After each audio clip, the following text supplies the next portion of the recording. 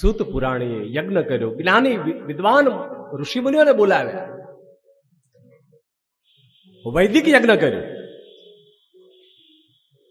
બે પ્રકારના યજ્ઞ હોય, શ્રોત અને સ્માર્ત.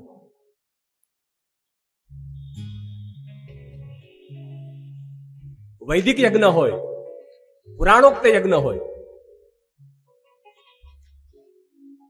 યજ્ઞ કરજો વાલા, જીવનમાં યજ્ઞ કરવો જોઈએ. અને હા, વર્ષમાં એકાદ વાર યજ્ઞ જરૂરી છે. જો મનુષ્ય અવતાર લઈને આવ્યા છે તો જીવનમાં આખા વર્ષમાં એકાદો યજ્ઞ તો નાનો મોટો કોઈ પણ. બ્રાહ્મણોને બોલાવી યજ્ઞ કરો, બ્રાહ્મણોને બોલાવી એની પાસે થોડીક આહુતિ કઈ ઈશ્વરના નામે, કોઈ તત્વના નામે અર્પણ કરો. સ્વાહા સ્વાહા સ્વાહા. સૂર્ય ઉદિત થાય અને મધ્યાહન આવે ત્યાં સુધી બધી યજ્ઞની આહુતિઓ એક પછી એક વિધિ વિધાન થવા લાગે. અને વિદ્વાન ઋષિ મુનિઓ બધા યજ્ઞ કરે, પણ બપોર થાય એટલે યજ્ઞનો વિશ્રામ થઈ જાય. મધ્યાહનના સમયે યજ્ઞની વિશ્રાંતિ થાય, અને યજ્ઞની વિશ્રાંતિ થાય ત્યારે કોઈ આરામ કરતા નથી.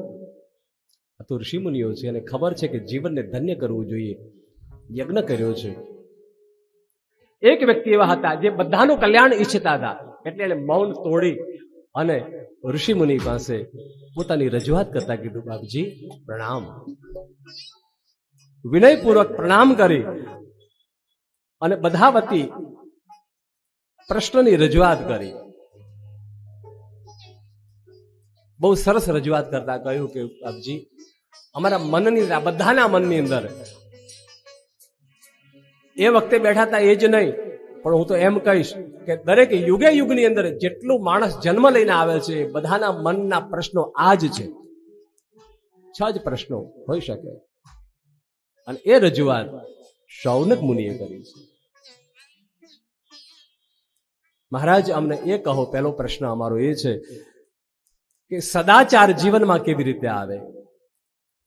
સદાચારશ્ચ સદભક્તિર વિવેકો વર્ધતે કથમ. ગુરુ મહારાજ, મને એ બતાવો. આ બધા અમે એ જાણવા માંગીએ છીએ કે માણસના જીવનમાં સદાચાર અને સદભક્તિ કેવી રીતે આવે. એના માટે માણસે શું કરવું જોઈએ? બહુ મહત્વની વસ્તુ છે સદાચાર, આચરણ. સદ, સત્યને પામનારું સદ આચરણ, સત આચરણ. સત શબ્દ પર સદ આવ્યું, સત આચરણ.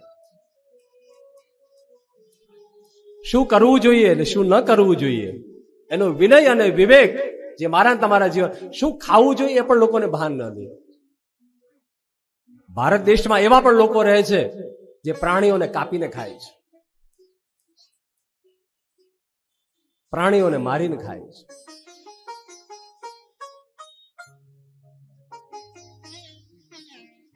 વિશેષ એ વિષયમાં કોઈ ચર્ચા કરવાની ન હોય, પણ એવા લોકોને હવે સદબુદ્ધિ આપવી જ પડશે. એનામાં તો નહીં આવે.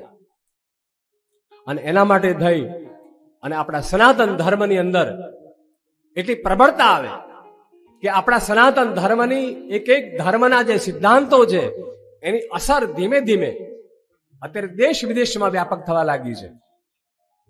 હવે વ્યાસપીઠ ખુલીને બોલી શકે. એક સમય એવો હતો કે વ્યાસપીઠ ખુલીને બોલી નહોતી શકતી. જય શ્રીરામ નહોતું બોલાતું, તો કે તમે હિન્દુવાદી થઈ ગયા, તમે આમ થઈ ગયા, તમે. અમે હિન્દુઓ, અમારું હિન્દુસ્તાન આખા વિશ્વનું કલ્યાણ જ ઈચ્છે છે, અને આખું વિશ્વ જે છે એની વાત કોઈ હોય તો એ સનાતન ધર્મ કરે છે હંમેશા. સર્વત્ર સુખિના સંતુ સર્વે સંતુ નિરામયા સર્વભદ્રાણી પશ્યંતુ માં કશ્ચિત દુઃખ ભાગ ભવેત. આ વાણી જો કોઈ હોય ને તો અમારા વેદની છે સાહેબ. હર હર घोषणा करो तमे पण कि हम हिंदू है, हम सनातनी है, हम शिव परिवार के हैं। शिव परिवार એટલે જ કલ્યાણ, સદાચાર અને સદભક્તિ, અમારું આચરણ સારું અને બીજાની સેવા કરવાની ભાવના, બીજાનું કલ્યાણ કરવાનું, કમાવાનું અમારે અને આપવાનું બીજાને.